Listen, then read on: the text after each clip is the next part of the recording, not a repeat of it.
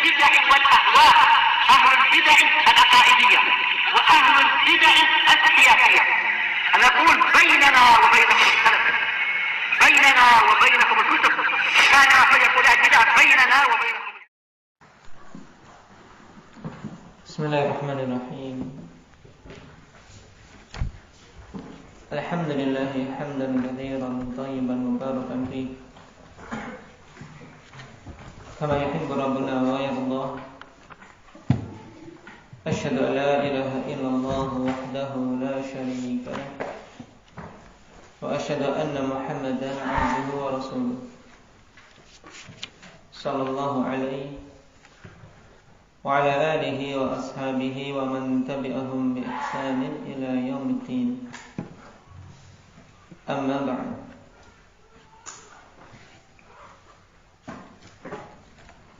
Ikhwani fillah rahimani wa rahimakumullah. Pembahasan kemarin kita mempelajari penjelasan Syekh Ibnu Utsaimin rahimahullah taala berhubungan dengan lazimul qaul. Bahwasanya lazim dari suatu perkataan, ikhwani fillah, apabila perkataan adalah perkataan Allah dan Rasulnya, maka apabila kelaziman tersebut memang benar, berarti kelaziman tadi adalah hak. Baik, lazimul haqqi haqqun. Dan ini kaidah. Lazimul haqqi haqqun. Nah, bahwasanya kelaziman dari suatu perkara yang hak, ya hak, sehingga wajib diambil. Ini berhubungan dengan kalam Allah dan kalam Rasulnya. Adapun berhubungan dengan kalam selain Allah dan Rasulnya, maka di sana afanifillah ada 3 kondisi yang kemarin disebutkan oleh Syekh Ibnu Utsaimin, dan kita baru mengambil 2. Tayyib. Dan perlu diketahui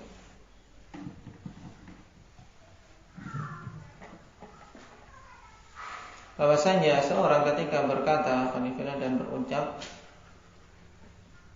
nah, maka terkadang ucapan tersebut terkandung di dalamnya suatu kelaziman yang batin. Apabila seseorang tidak memikirkan dengan seksama, dan ini kebanyakan seorang yang menginginkan kebaikan terjatuh di dalam hal tersebut karena keteledoran. Tayyib. Nah, karena itulah perlu kita ketahui bahwasanya kelaziman suatu perkataan manusia itu ada 2 macam. Sebelum kita lanjutkan, nah, sebagaimana dikatakan Syekhul Islam Ibnu Taimiyah dalam catatan kaki yang pertama, qala Ibnu Taimiyah rahimahullahu taala, falazimu qaulil insani naw'an. Kelaziman perkataan manusia biasa itu ada 2 macam. Nah, ahaduhuma lazimu qawlihi al-haq, fahadha mimma alayhi an yaltazimahu, fa inna lazimal haqqi haqqun wa yajuzu an yudafa ilayhi, wa idza ulima min halihi annahu la yamtani'u min iltizamihi ba'da dhuhurihi. Tayyib. Yang pertama, afanillah, nah, kelaziman perkara tersebut merupakan perkara yang hak. Maka hal ini termasuk perkara yang hendaknya dia menetapinya. Kalau memang dia mengucapkan perkara yang hak dan kelazimannya adalah hak, ya dia mengambil kedua-duanya. Kenapa? Karena lazimul haqqi haqqun. Kelaziman suatu perkara yang hak adalah hak. Nah, konsekuensi dari suatu yang benar adalah benar juga. Dan boleh untuk diidhofahkan kepada orang yang mengatakannya. Apabila diketahui dari keadaan orang tersebut bahwasanya dia tidak menolak untuk apa? Untuk mengambil kelaziman tersebut setelah jelasnya. Baik.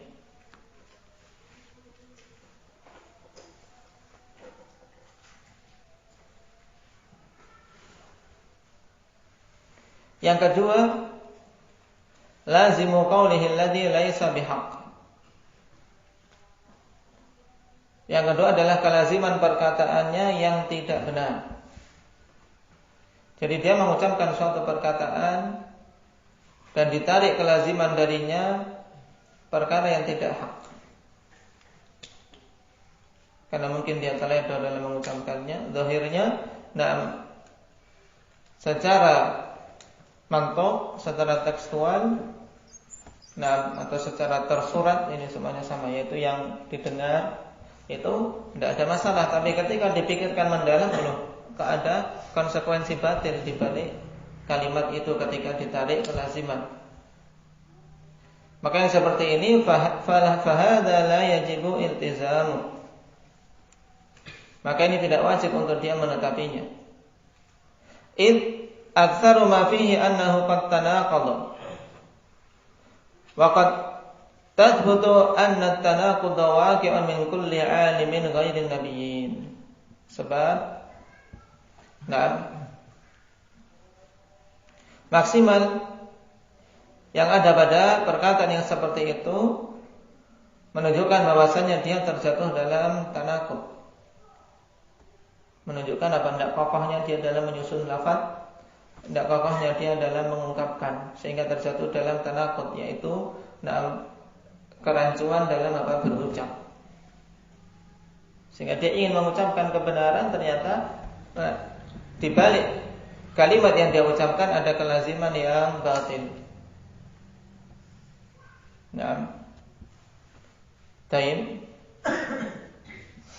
Dan terkadang memang ada tanaqud pada setiap alim selain para nabi. Kenapa? Karena manusia terkadang terjatuh dalam keteledoran. Terjatuh dalam keteledoran ketika mengucapkan suatu hal. Terjatuh dalam tanaqud. Famakana minal lawazimi yardahu al-qa'ilu ba'da wuduhihi lahu fahuwa qawluhu wa ma la yardahu falaysa qawluhu wa in kana mutanaqidan. Maka kesimpulannya, apa saja dari suatu kelaziman perkataan yang diridhoi oleh orang yang mengucapkannya, maka berarti itu adalah perkataan dia, dalam artian bisa dinisbahkan kepadanya. Setelah dijelaskan, ini kelaziman perkataanmu, kamu ambil atau tidak. Kalau dia menolak, ya tidak boleh kita nisbahkan kepada orang tersebut. Tapi kalau dia menerima, maka ya kita nisbahkan. Wa ma la yarda, dan apa saja yang dia tidak ridha, maka itu bukan perkataan dia, walaupun sebenarnya perkataannya tersebut terjatuh dalam tanaqud, dalam kerancuan, dalam kondisi kontradiksi ketika berucap. Tayyib. Dan ini berhubungan juga dengan pembahasan Nafanifillah. Apakah lazimul qawli qawlun? Apakah kelaziman suatu perkataan adalah perkataan orang itu atau bukan? Ini kesimpulan yang dibawakan oleh Syekhul Islam Ibnu Taimiyah. Kalau dia meridhai setelah dijelaskan, berarti itu adalah perkataan dia, kita nisbahkan. Tapi kalau dia tidak ridha, maka berarti kita tidak boleh menisbahkan kepadanya. Berhubungan dengan kondisi tersebut, dan ketika seorang dijelaskan kelaziman perkataannya, akhwanifillah, baru terbagi jadi 3 kondisi. Yang pertama ketika disebutkan suatu kelaziman dari perkataan seseorang kemudian dia mengambilnya, maka kita nisbahkan itu sebagai pendapat dia. Ini kondisi yang pertama, an yudhkara lil qaili wa yaltazimu bi. Disebutkan kelaziman perkataannya kemudian dia memang mengambilnya, seperti dalam contoh kemarin ketika ahli sunnati wal jamaah menetapkan sifat-sifat fi'liyah. Apa yang dimaksud dengan sifat-sifat fi'liyah? Sifat fi'liyah itu sifat yang bagaimana? Indak ya Aba Mujahid.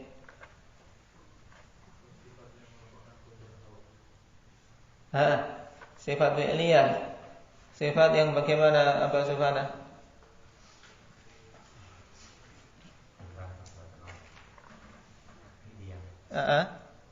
Sifat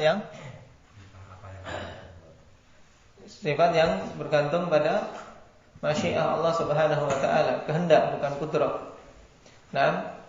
Sifat yang bergantung kepada kehendak Allah Subhanahu wa taala, berhubungan dengan masyiah.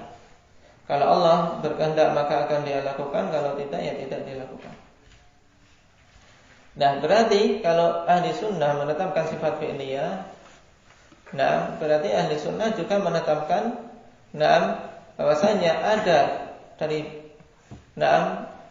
perbuatan-perbuatan Allah yang disifati dengan hadits, yaitu yang baru. Ini ilzam dari ahli bidah. Maka kita katakan iya, memang demikian.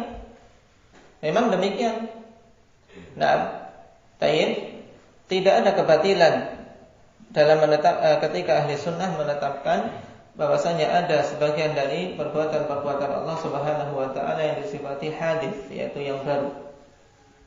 Kenapa? Karena Allah fa'alun lima yurid, ya, senantiasa melakukan apa saja yang Dia kehendaki.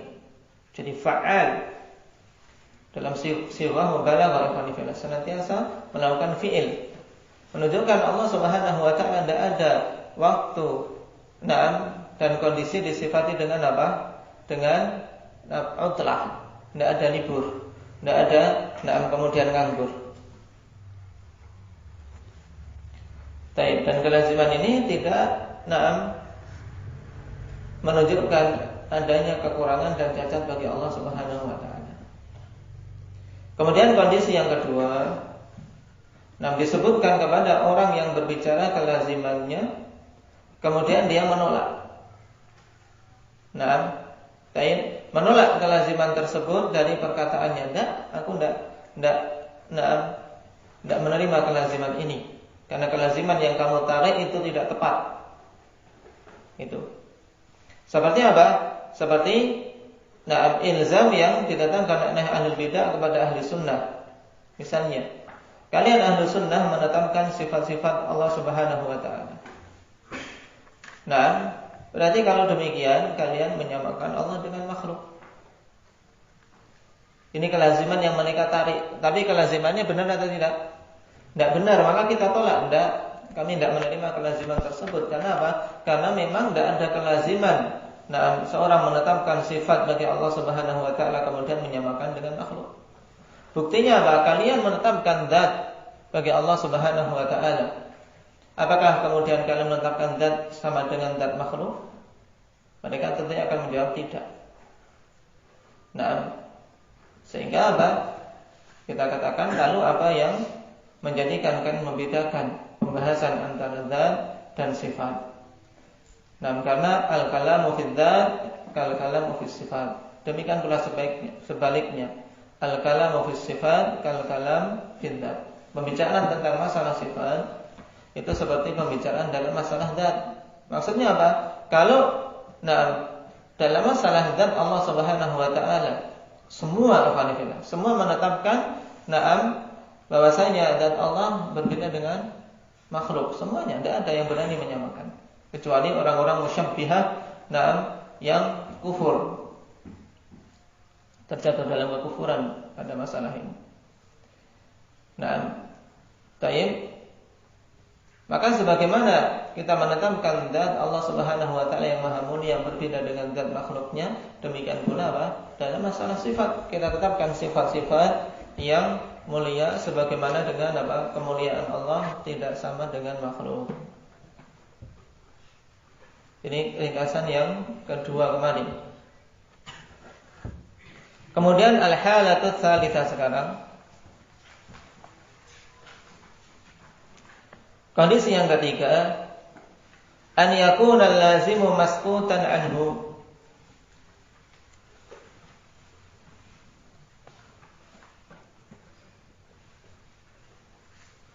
Fala yuzkaru biltizamin wala man'in. Fa hukmuhu fi hadhihi al-hali alla yunsaba ila al-qa'il. Kondisi yang ketiga, kelaziman tersebut masqutan anhu, didiamkan, dalam artian tidak disebutkan di situ iltizam, yaitu pengambilan oleh orang yang mengatakan tentang kelaziman perkataannya, demikian pula tidak ada penolakan. Dalam artian kita tidak tahu apakah yang mengatakan itu menerima atau menolak kelaziman tadi. Ini yang dimaksud dengan masqutan anhu. Maka hukum pada kondisi yang ketiga ini akhwanifillah, yaitu alla yunsaba ilal qa'il, untuk tidak dinisbahkan kepada orang yang mengatakannya. Naam. Kenapa? Li'annahu yahtamilu law dzukira lahu alla yaltazima bihi au yamna'at talazum. Sebab ada kemungkinan seandainya disebutkan kelaziman itu kepadanya, dia tidak akan mengambilnya, dia akan mengambilnya atau akan menolak. Baik.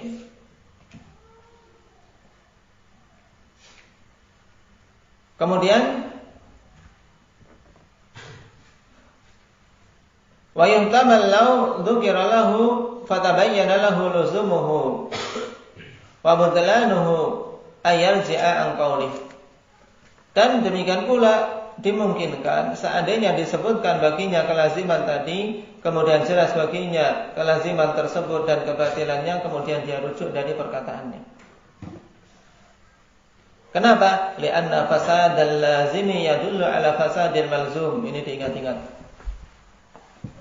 Dikarenakan rusaknya suatu kelaziman menunjukkan apa? Menunjukkan atas rusaknya al-malzum, yaitu perkara yang diucapkan di awal. Ketika suatu ucapan ada kelaziman batil, menunjukkan ucapan itu ucapan batil, harus rujuk, harus rujuk. Bagaimana contoh yang diletakkan kemarin? Tayyib, yaitu misalnya, kita ini mengikuti dalil, tidak mengikuti ulama. Tidak usah mengikuti ulama, ikuti dalil. Tidak mengikuti ulama. Ini perkataan alhamdulillah. Mungkin yang dimaksudkan oleh orang yang mengatakan intinya apa? Mengedepankan dalil atas semuanya. Tapi ada kelaziman yang batil, menunjukkan bahwasanya mengikuti ulama itu tidak sesuai dengan dalil. Dan juga ada kelaziman yang buruk padanya, di mana menjauhkan ada kelaziman berarti bahwasanya ulama ketika memberikan fatwa dan bimbingan tidak sesuai dengan dalil. Ini kelaziman batil. Ketika dijelaskan, oh iya itu salah, kemudian rujuk dari perkataan tadi, maka itu kewajiban. Kewajiban rujuk karena perkataannya memang salah. Atau misalnya, seorang ulama misalnya, menetapkan, atau Syekh Muqbil rahimahullah ta'ala menetapkan bahwasanya adzan yang pertama untuk hari Jumat, adzan pertama hari Jumat sebelum imam naik ke mimbar, itu adalah bid'ah. Berarti ini kelazimannya berarti Syekh Muqbil menghukumi Khalifah Utsman bin Affan yang pertama kali mengatakan itu sebagai ahli bid'ah. Ini kelaziman yang ditarik betul atau salah? Ini penarikan kelaziman yang salah. Ya, penarikan kelaziman yang salah, maka ini ditolak. Tidak benar kelaziman yang ditarik dari perkataan tadi. Karena tidak ada kelaziman suatu perbuatan dihukumi bid'ah, kemudian pelakunya langsung dihukumi sebagai ahli bid'ah. Ini contoh untuk apa? Kelaziman yang ketika seorang tahu memang itu kelaziman perkataannya, maka dia harus rujuk. Dan yang kedua, kelaziman yang ditarik oleh sebagian manusia tapi salah. Maka yang demikian, ya tinggal diluruskan. Tinggal diluruskan. Nah, disebutkan bahwasanya ada talazum antara perkataan tersebut. Nah, jadi intinya khonifillah, nah, bahwasanya lazimul haqqi haqqun. Ini jelas. Kemudian, nah, fasadul lazim yadullu ala fasadil malzum. Ini juga hendaknya dipahami, yaitu kelaziman yang rusak ini menunjukkan rusaknya juga perkara yang ditarik darinya kelaziman, yaitu menunjukkan rusaknya perkataan yang awal yang ditarik darinya kelaziman yang batil tersebut. Kemudian kesimpulan yang ketiga yang harus diingat-ingat, bahwasanya kita tidak boleh menisbahkan kelaziman suatu perkataan seseorang sampai apa? Sampai dia memang mengakuinya dan menerimanya. Taib, apabila itu kelaziman yang batil. Apabila kelaziman batil dari suatu perkataan seseorang, kita tidak boleh menisbahkan kepadanya sampai dia menerima kelaziman tadi. Nah, kenapa? Karena terkadang seseorang teledor dalam memikirkan kelaziman perkataannya. Nah, dan terkadang ketika seorang ditegur, ini kelaziman perkataanmu, dia bisa rujuk. Nah, taib. Ini yang harus diingat. Dan ini sangat penting dalam permasalahan rudud. Seorang ketika ingin membantah, ya hendaknya adil. Hendaknya adil. Memang itu, suatu kelaziman perkataan yang maskut an, yang pembicaranya memang mendiamkannya, ya kita tidak boleh tidak boleh kemudian menisbahkan kelaziman perkataan ini kepadanya. Cuman kita katakan ini kelaziman yang batil, menunjukkan batilnya ucapan orang tersebut yang dia harus rujuk. Nah, taib. Kembali ke perkataan Syekh Ibnu Utsaimin, qala wa li wurudi hadaini al-ihtimalaini la yumkinul hukmu bi anna lazimal qawli qawlun. Ini juga dalam pembahasan usuliyah, sehingga dipahami dengan baik. Dan dikarenakan adanya dua kemungkinan ini, maka tidak memungkinkan bagi kita untuk menghukumi bahwasanya kelaziman dari suatu perkataan itu berarti adalah perkataan dia. Tidak boleh kita menghukumi lazimul qauli qaulun. Maksudnya kelaziman perkataan seseorang berarti itu adalah perkataan dia. Tidak boleh. Kenapa? Karena ada dua kemungkinan. Kemungkinan yang pertama ketika dia diingatkan kelazimannya, dia menerima atau menolak. Dan kemungkinan yang kedua, ketika diingatkan tentang batilnya kelazimannya, dia rujuk. Dia rujuk.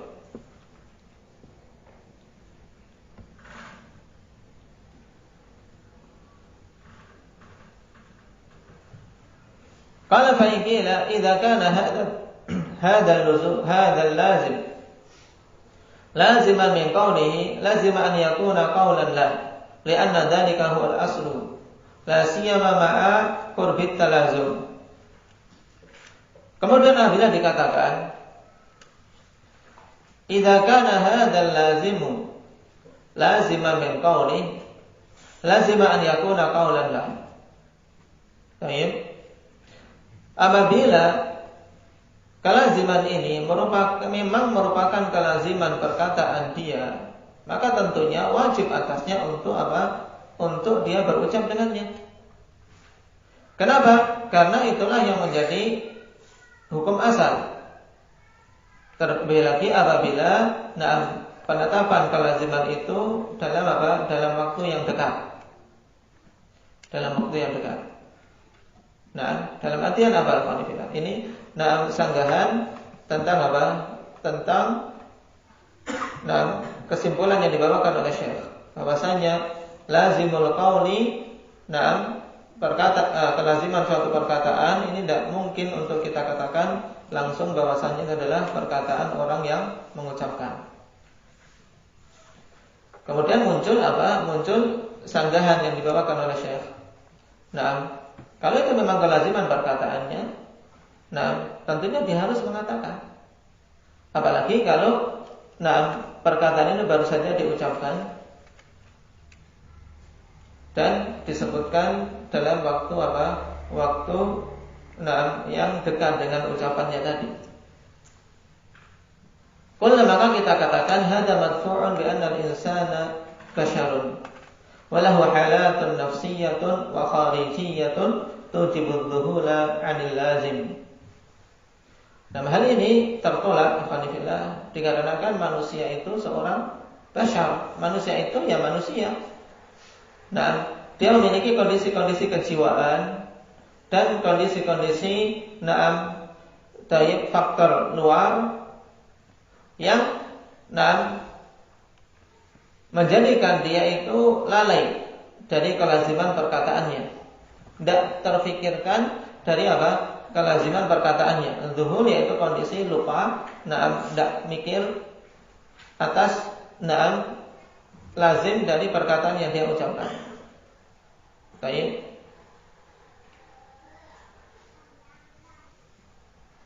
Fakat yang fal, maka terkadang dia lalai dari kelaziman tersebut. Au yashu, atau dia apa? Lupa. Au yanghaliqu fikruhu, atau apa? Pemikirannya sudah apa? Sudah bumpet. Yanghaliqu fikruh, yaitu pikirannya bumpet, tidak bisa mikir lagi, tertutup sudah. Karena marah mungkin, atau karena apa? Terpojok. Akhirnya mengucapkan ucapan yang apa? Ada kelaziman batil padanya. Misalnya, sudah kalau begitu tidak usah dalil-dalilan. Misalnya, karena sudah terpojok, ya, tidak usah dalil-dalilan. Ini yang jelas sudah ada keterangan dari para ulama. Karena memang dia tidak mampu kondisi saat itu untuk menjelaskan dalilnya, tapi dia punya misalnya punya apa? Punya rujukan bimbingan dari salah seorang alim. Wah, berarti ini orang enggak. Kelazimannya kalau enggak dalil-dalilan lagi berarti apa? Kufur ini. Karena hidup tanpa dalil. Harus apa? Berarti melangkah dengan akal saja. Ini kan kelaziman yang batil ya. Cuman orang mengucapkannya biasanya dalam kondisi kejiwaan yang mempengaruhi dia. Tidak terfikir kalau perkataan tadi adalah sesuatu yang kelazimannya batil.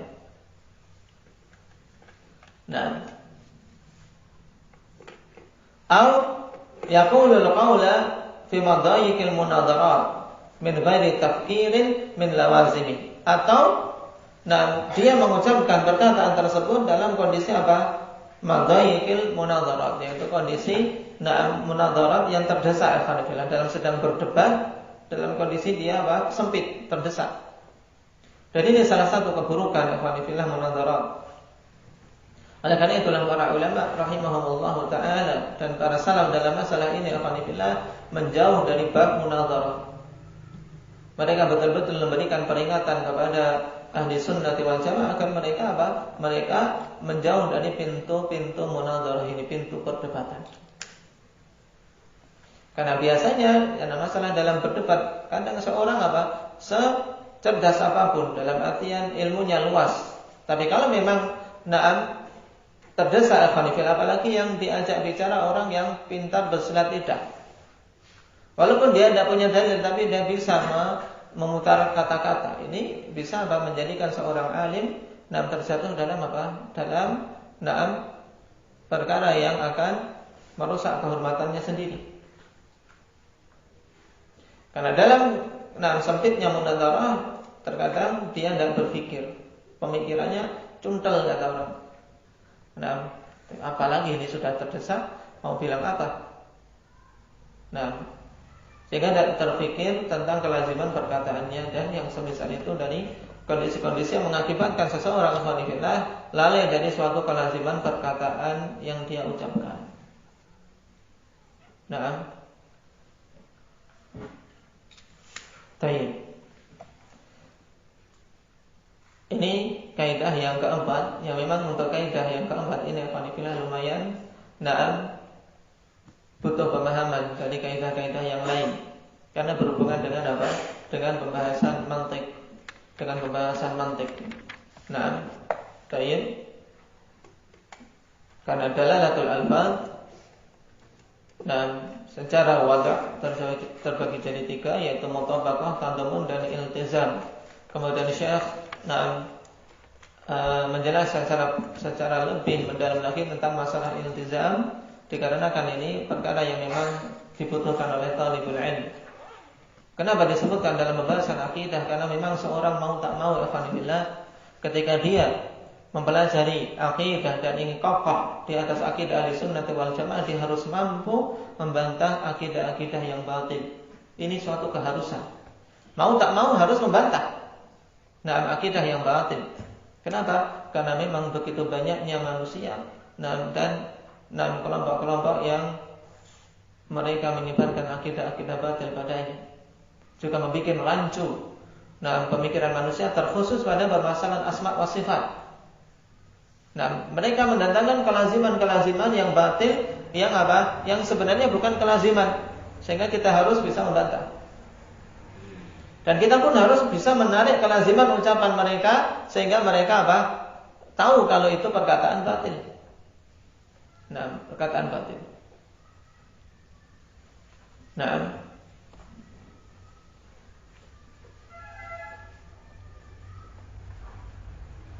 Baik. Semoga dipahami dengan baik pembahasan ini. Tentang kaidah yang keempat. Adapun kesimpulan untuk kaidah ini insyaallah kita baca pada pertemuan yang akan datang. Naktabi bihadza subhanakallah.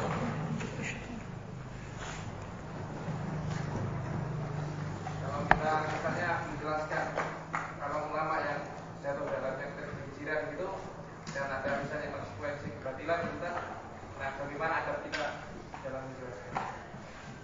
Ketika ada hal yang demikian, ya kita jelaskan bahwasanya perkataan ini ada kelazimannya seperti ini. Kelazimannya batil padanya, yang seharusnya ini tidak boleh diucapkan. Cuman ketika menisbahkan kepadanya dilihat keadaan yang mengucapkan ini, apakah memang dia seorang yang tunduk kepada dalil ataukah seorang yang mengikuti hawa nafsu. Kalau itu muncul dari seorang alim, tentunya kita husnudzan mereka memang seandainya tahu itu kelaziman perkataannya, dia akan rujuk darinya kalau itu suatu kebatilan. Itu kalau kita mengambil lazimnya benar. Maka pertama kali kita harus meneliti apakah itu memang kelaziman yang bisa ditarik dari suatu perkataan tersebut atau tidak.